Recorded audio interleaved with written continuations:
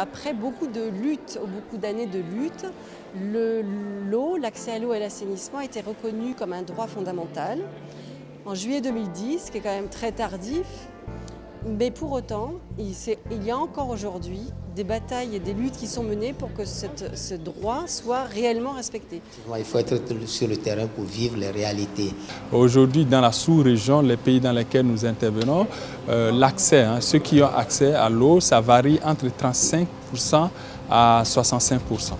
Si nous prenons la problématique de l'eau au niveau mondial, on se rend compte qu'il y a une complexité énorme. L'eau, elle est partout. On ne peut rien faire sans eau. Celui qui a l'eau, c'est celui qui contrôle absolument tout. Donc c'est un enjeu central pour n'importe quelle société. Si on a l'eau, on peut produire plus et la question de l'alimentation sera résolue. Et vous savez aussi la relation qu'il y a entre l'eau et la santé. C'est les déchets des chiens, des chats, des enfants, un peu par terre. Après la pluie, on récolte cette eau et sans traiter, les communautés les voient.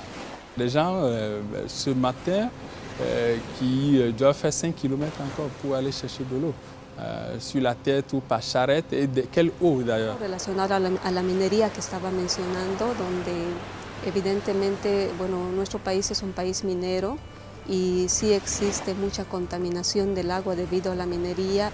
Il y a des témoignages qui étaient assez forts aujourd'hui, et notamment celui de cette femme qui voulait rappeler que même si l'eau était reconnue comme un droit, eh bien, il y avait des pays dans lesquels réclamer l'exercice de ce droit était passible de répression, d'emprisonnement, de mesures de rétorsion, voire même de mise en danger de sa vie.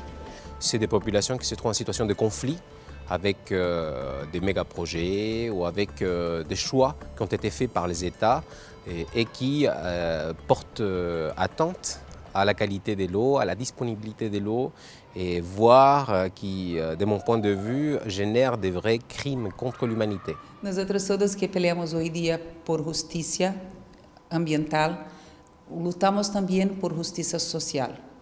El capitalismo, un sistema que transforma tudo en mercadería, ha avanzado desde sus comienzos en transformar bienes comunes en bienes que pueden ser mercancía, comprados y vendidos. We are confronted with the same challenges.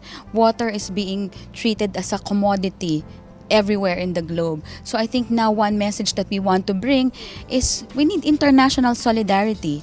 We need to develop stronger relations with people of the North and people of the South because we are confronting the same enemy. We are confronting corporations who want to take control of our water. On est aujourd'hui confronté, les sociétés civiles, à des États et à un monde économique qui est omniprésent et qui ne promeut qu'un seul modèle. Et nous, on veut affirmer que par les citoyens, par une autre façon de voir la vie, on peut aussi apporter des solutions concrètes en s'appuyant sur nos traditions ancestrales et en mettant de la modernité, non pas au service du profit financier, mais bien au service de l'accès à l'eau pour tous et du respect de la vie sur la planète.